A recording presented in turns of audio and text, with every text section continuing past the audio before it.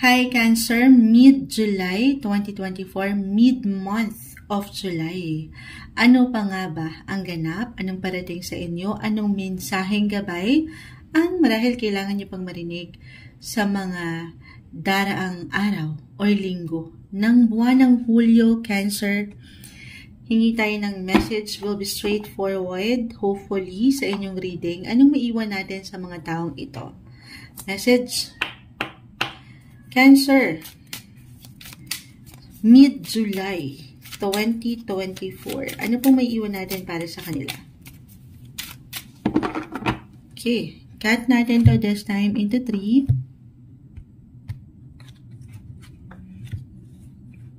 Then, kulang natin itong nasa unahan. 4 in the Tower. 4 of Wands, reverse, in the Tower.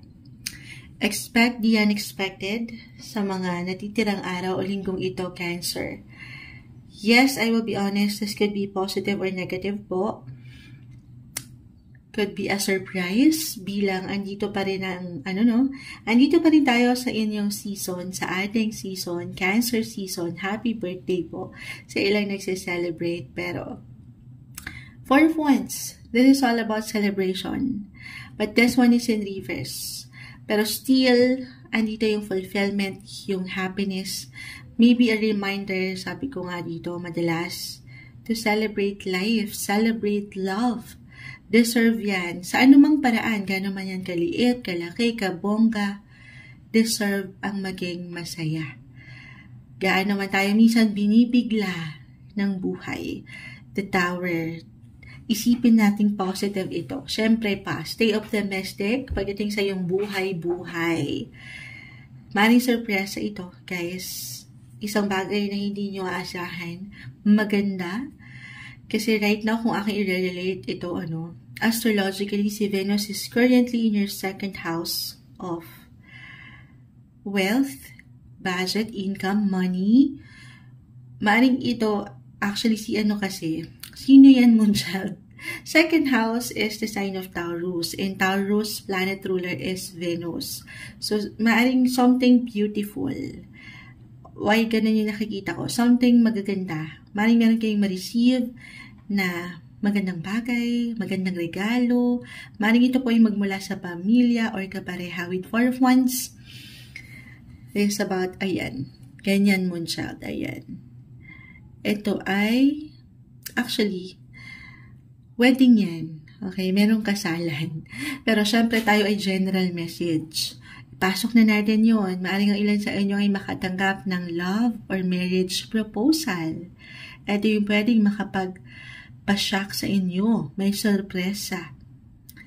Pero, aking ulitin, ito kasi yung mga wala tayong control. Wala naman talaga tayong control sa kung ano mang pwedeng ibato sa atin ng buhay. Pero yung control na maipipigay mo at mabibigyan mo ng diin sa ngayon ay yung ikaw, kung paano ka mag-react, kung paano mo pangahawakan ng sitwasyon. So stay calm, kalma lang, kaya naman parang nakakabigla ito o kasigaw-sigaw ito, charis, hindi, pero stay positive, okay? At masaya naman po, kalma ang ating nakikita. Pero other messages, Cancer, depende na kasi ito sa itinatakbo ng inyong buhay. 4 of Wands reverse. For some of you, dalawa lang to eh. It's either meron kayong higit na palalalimin pagdating sa inyong emosyon or connection, relasyon, porosyon, or eto na. Naring mag-decide ng ilan sa inyo kasi nga yung pinaka guide dito, guidance, advice na ating nakikita. Sa huli, Cancer, sana una't huli, okay? Pipiliin mo kung saan ka higit na magiging masaya. Okay? So, dalawa lang ito. Either lalaliman or meron na talaga kayo. For some of you, i-let go. For some, maring magle-level up ang relationship patungo sa patuloy niyong paglawak or paglalim ng inyong koneksyon. Or ayan, sumasang-ayon, maaaring meron kayong bubuing desisyon kung saan kailangan nyo nang mag-let go. Pwede po itong mag-apply kung kayo yung mga single pagdating sa negosyo, or kung meron kayong matatawag na someone na business partner, partnership, or partner in life. Ayan. Meron, for some of you, meron kayong major or big decision na bubuin sa mga susunod or natitirang linggo or araw ng buwang ito. Unexpected, pero lagi nyo lang tatandaan, Cancer, na walang ibabato sa inyo ang buhay. Positive or negative highs or lows na hindi mo kakayanin. Inihahain sa inyo yan ng universe dahil alam niyang kakayanin nyo.